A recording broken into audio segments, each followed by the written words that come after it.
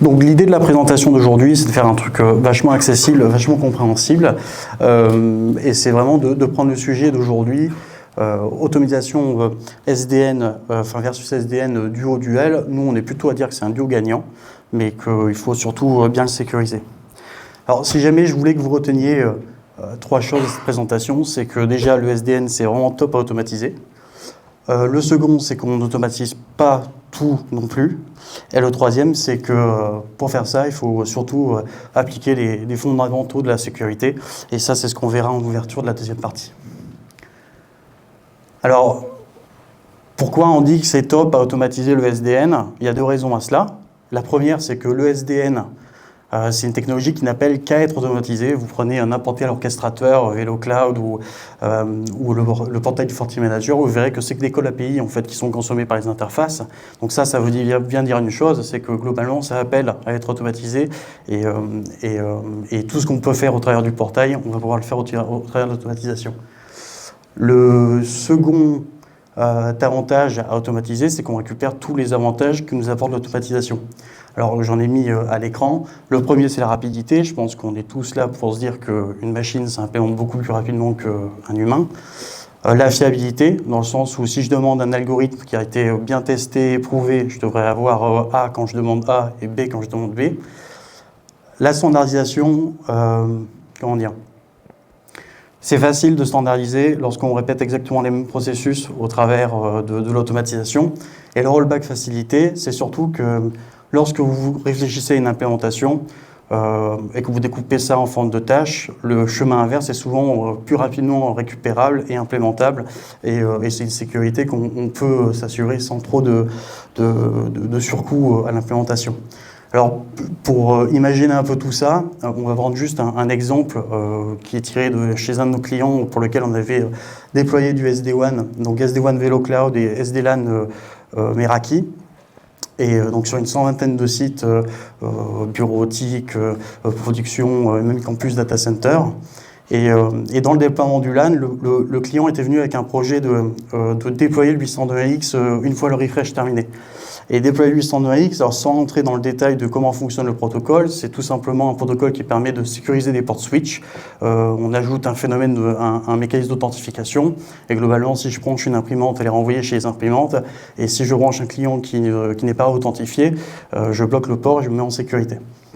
Et donc, si on veut implémenter ça sans trop de problèmes, il faut un travail assez fastidieux, faire l'inventaire des équipements, les catégoriser, établir les configurations cibles pour chacun des équipements, faire pareil pour les ports, et éventuellement, c'est mieux de consolider tout ça au travers d'un rapport pour pouvoir itérer avec le client sur l'implémentation finale.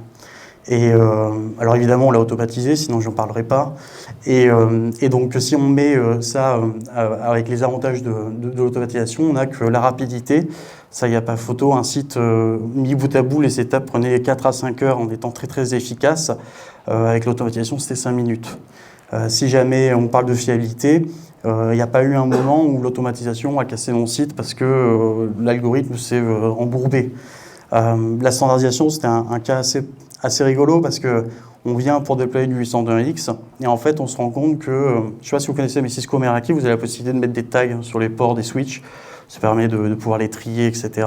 Et je vous donne un exemple, il y a le tag imprimante, printer, des fois il s'appelait printer avec un P majuscule, des fois printer avec un P minuscule, printers. Ça, globalement, avec l'automatisation, on n'était pas venu pour ça, mais étant donné qu'on récupère la conf du port, qu'on la transforme, ça ne coûtait pas grand-chose de venir mettre cette petite logique qui dit si tu as plusieurs fois printer, c'est peut-être le tag printer qu'il fallait mettre avec un P majuscule ou peu importe. Et pour le rollback, alors on n'a pas eu l'occasion de l'utiliser beaucoup de fois, on l'utilisait 2 fois, et globalement c'est quand en fait le site n'était pas prêt, les devices n'étaient pas prêts à utiliser le 802.1x, et là dans ces cas-là, ce qui se passait c'est qu'on faisait juste le rollback, et donc 5 minutes d'implémentation, 5 minutes de rollback, et on revenait 2 jours après pour pouvoir faire l'implémentation finale. Donc normalement avec tout ça, je vous ai donné envie d'automatiser, c'est le cas. Mais évidemment, on n'automatise pas tout. Alors pourquoi on n'automatise pas tout? Tout simplement parce que on n'a pas ressources infinies, on n'a pas le temps infini. Et globalement, ce qu'il faut faire, nous c'est ce qu'on fait avec nos clients, on évalue, enfin on va lister tous les use cases d'automatisation. Je vais faire ci, je vais faire ça. On va demander avec le client quels sont les critères que lui trouve le plus important. Est-ce que c'est la fiabilité? Est-ce que c'est le ROI? Bon, spoiler alert, le ROI, c'est souvent ce qui décide, mais nous, dans notre cas de 820X, c'est vrai que le ROI, après un POC, on l'avait estimé à une dizaine de jours de développement. Et globalement, on a réussi à dégager 2,5 ETP sur 2 mois, ce qui est quand même plutôt pas mal, avec 12 jours de développement. Et ce qui nous a aussi beaucoup drivé, c'était la fiabilité, dans le sens où justement, on était en capacité de mettre en place un standard avec assez peu d'effets de bord. Voilà. Des exemples où, par exemple, c'est pas forcément top de faire de l'automatisation, c'est quand, par exemple, vous avez des outils qui le font très bien. Redémarrer un routeur, vous le faites depuis votre orchestrateur, ça sert à rien. Par contre, un cas que je me rappelle, c'est aussi quand le coût ne vaut pas l'investissement. On avait, pour un autre client, on faisait du déploiement SD-WAN Fortinet, et on construisait vraiment toute la conf de manière automatisée, du système jusqu'au steering des flux. Et pour un cas sur 100, on devait mettre une conf LLDP très poussée, qui n'était pas forcément apparue dans les ateliers de préparation et qui n'était pas intégrée dans les templates initiaux. On avait le choix de revoir les fichiers de Centus, revoir les templates FortiManager, Jinja, versus implémenter manuellement. On l'a implémenté manuellement, on l'a documenté. Voilà. Donc juste un exemple pour montrer qu'on n'automatise pas tout, même si on aimerait bien le faire. Alors maintenant que j'ai dit ça, la question, c'est comment on fait pour sécuriser tout ça. Et est-ce que ça vaut le coup de sécuriser? Souvent, on peut se dire, ouais, mais l'automatisation, c'est de notre côté, c'est pas forcément exposé. Des fois, ça l'est, en fait. Et surtout, tout comme ça peut nous apporter beaucoup de bénéfices en très peu de temps, c'est surtout une augmentation de la surface d'attaque. Ça peut nous coûter beaucoup en très peu de temps aussi. Donc là, pas de panique, hein, pour sécuriser tout ça, il suffit de respecter 4 fondamentaux de la sécurité qu'on trouve assez bien par exemple pour les données. L'intégrité, alors ici c'est l'intégrité du code, c'est-à-dire que lorsque je vais exécuter mon playbook, je vais m'assurer que ce playbook-là, il fasse exactement ce que je lui ai demandé. L'intégrité, on la force surtout au travers, par exemple, d'un Git, hein, d'un source control, d'un version control, pardon. Imaginez que j'ai pas de Git, que je transfère mon script, il peut être modifié, ou alors on peut insérer une ligne pour dumper des mots de passe, etc. Donc c'est forcément un point sur lequel on veut faire attention. Disponibilité du runtime, c'est pas quelque chose qui va impacter tout le monde de la même manière. Il y a des use cases où, comme le nôtre, le 802.1x, c'est pas forcément un use case qui est très impacté par le runtime. Si jamais j'ai pas un VM pour exécuter mon script, c'est pas grave, je l'exécuterai plus tard. On n'est pas à un jour près. Par contre, si jamais votre tome, elle est là pour gérer un mécanisme de bascule, un failover par exemple, là, dans ces cas-là, si j'ai pas mon runtime, je mets en danger mon SI, je mets en danger ma prod. Et évidemment, c'est pas le cas dans lequel on se trouvait. Il n'y a pas forcément de solution parfaite pour ça. Ça dépend en fonction de ce que vous avez. Si vous avez un orchestrateur, vous faites en sorte que l'orchestrateur soit redondé. Vous avez des workers, vous faites en sorte qu'ils soient redondés, qu'on puisse y accéder depuis une région ou une autre.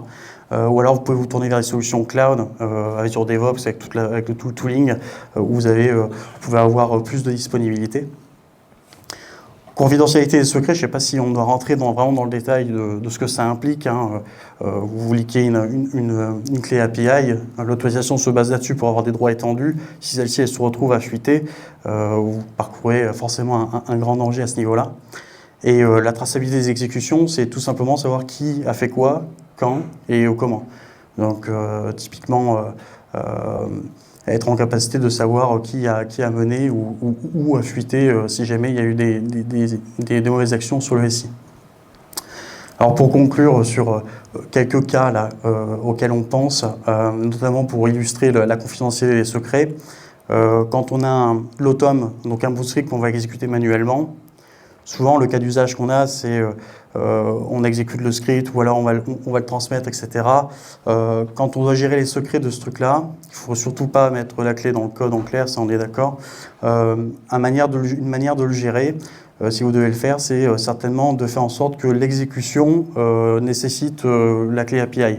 Et globalement, si jamais on n'a pas que l'API, il n'y a rien qui se passe. Et ce qui nous permet aussi d'avoir à la fin une sorte de traçabilité, parce que c'est la clé API de quelqu'un qu'on vient de mettre. Et donc, toutes les actions ont été tracées par l'orchestrateur. Dans le cas des scripts lancés automatiquement, vraiment, là, il faut utiliser des gestionnaires de mots de passe. Il n'y a pas forcément d'autres alternatives. Si jamais c'est possible, il peut y avoir des cas où c'est pas forcément possible, mais dans ces cas-là, évitez d'avoir les mots de passe en clair. On voit aussi, d'ailleurs, certaines librairies le plébiscitent de pouvoir passer une clé API au niveau des variables d'environnement. Ce qu'il faut juste savoir, c'est que les variables d'environnement, elles peuvent être dumpées, notamment par les administrateurs, mais si jamais on a une attaque par élévation de droit, elles peuvent être dumpées facilement. Donc là, dans ces cas-là, gestion de mot de passe, ça nous paraît tout à fait approprié. Voilà, j'espère que c'était clair. Pour moi, c'est terminé.